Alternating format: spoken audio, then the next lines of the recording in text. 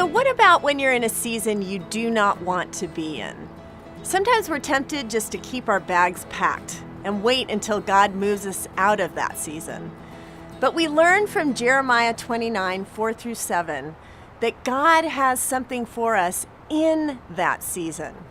And we may not think that we have much to offer when we're in a season we don't want to be in, but we just have to show up. God is the one who does the work, and He will use whatever small step you are willing to take. So all those years that I was going, Lord, I want to be a wife, I want to be a mom, I want to be a wife, I want to be a mom, I suddenly heard God say, well, do you really want to be a mom? Because if you're not hung up on the biology piece, I got a lot of kids in the world who need a mom. So I began to think about just the times in youth ministry when that one student would be in my group who didn't have such great parents. And I would come alongside that student a little more specially because God had freed me up to do that. Because my eyes were open, and that's what some of you need to do. Sometimes we're so in our pain that we close our eyes to everything else. God may be doing something around you right now that He wants you to participate in. And you just have to open your eyes. And so when I was in my season of between youth ministries and I was still speaking, I wanted to volunteer, but I decided that I wanted to go to the inner city. Because I'd been to the inner city with my suburban youth group and I knew there were great needs. So once a week, I'd travel from Orange County to LA. And I would work with this organization called Say Yes, Save America's Youth, Yes. And it was an after-school program for kids that lived on Skid Row in Los Angeles. And there was this one girl that I met, and just a beautiful girl, beautiful smile. She was 11 years old, but I noticed that she wore the same thing all the time, and she kind of started smelling a little bit, and I was like, gosh, what's her story? So I asked the guy, and he said, oh, it's so sad. You know, most of the kids end up with their moms, but Sanika, she ended up with her dad because her mom's a drug addict on the street. And her dad's fathered about 20 different kids, all with different women. And she lives with him. And I was like, oh, my word.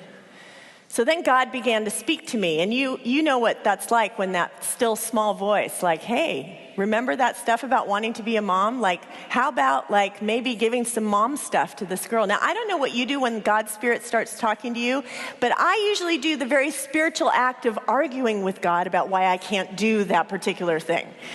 And often that happens in our heart. We're like, no, yes. And so I thought, oh, what the heck? I don't know what I'm doing. I'm just going to walk up to her and say, hey, what would it be like if I came early and picked you up from school and we spent some time together before Say Yes? And of course she was like, that'd be awesome. So that first day that I did that, I didn't know what I was going to do. I said, why don't you show me where you live? And so she took me to her Skid Row hotel. She was proud because she didn't live on the street. She lived in a hotel room.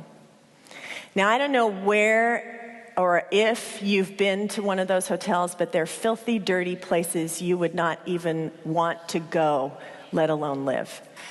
And she's taking me by the hand because, you guys, she had never been anywhere else. So she's proud.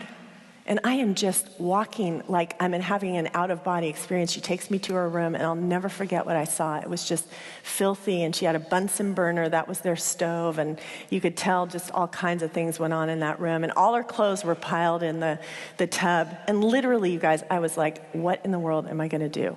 I mean, you know, some of you have been on mission trips. It's not like you just sit there and go, well, let's do a Bible study. I mean, it was like, what do I do? So I saw the clothes in the tub, and I remembered that she had kind of was smelling. I was like, okay, why don't we take your clothes and we'll go to the laundromat? She was like, okay. So we pile up her clothes, get in the car, go to the laundromat. I bought her some soap. I bought her a razor. You know that verse of becoming the fragrance of Christ took on a whole new meaning for me. That's my ministry, man. Okay, I can do this. It was simple. It always is. It always is. And so we just hung out together. And slowly but surely, I got to actually take her on overnights. And she'd come to Orange County, and then I would bring her back. And it was hard for her, but she got a vision for life outside of Skid Row. And then one day I noticed that she was putting on weight. And of course, you never say anything to a girl who's growing up who's putting on weight. But after a while, it became obvious to me. And so I took her to the doctor, and she was 5 months pregnant and didn't even know it. That's how disconnected she was from her body. You know, most kids have their baby. She was 15, but she had seen life outside of Skid Row, so she wanted something different for her baby. So we poured through adoption books. She picked a couple, and then she had her baby 3 weeks early, and I'm driving to the hospital, and I get the call from the adoption agency that the couple decided they wanted a girl. She had had a boy. I'm like, are you kidding me? So when I got to the hospital room, I actually have a picture of what this little child looked like. He was the most precious little boy you've ever seen, all by himself on a bassinet. Sanika had just had the child. She was asleep, and I was like, oh, my word. And I just prayed over this child. I said, Lord, you must have a plan for this. She wants to give this child a better life. So about a week later, I was talking to one of my great friends, and she had all her 4 kids in a Christian school. She said, you know, there's this couple at school. They're both teachers, and they've been trying to have a child for 7 years. We've been praying for them. I was like, do you think that they'd be open to a phone call? She goes, I don't know, but I'll get their number. So sure enough, they said, sure, we'd love to meet her. So we ended up going down to this couple. Their names are Tim and Lisa. And with a high five and a yes, my girl decided they were going to be the parents of her baby. And you have to know something about this baby. Was half Mexican, half African American. Tim is Indian black, and Lisa is Puerto Rican. This child looks like it just came out of her. And she ended up adopting 2 more kids because she never could have kids. That was her God story. And they were all from inner city girls. So this child I got to watch grow up, and you'll see a picture of him playing soccer, and he was amazing. And then there is another picture of him where he actually received an award at Mariners Christian School, and it was the award for integrity. This boy grew up.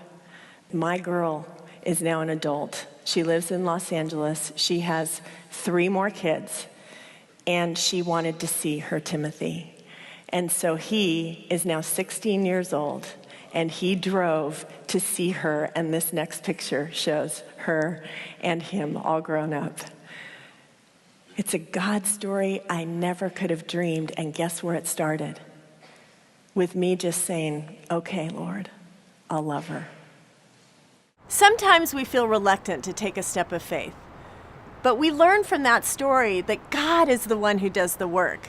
We just have to be willing to show up, and he can use whatever small step we're willing to take.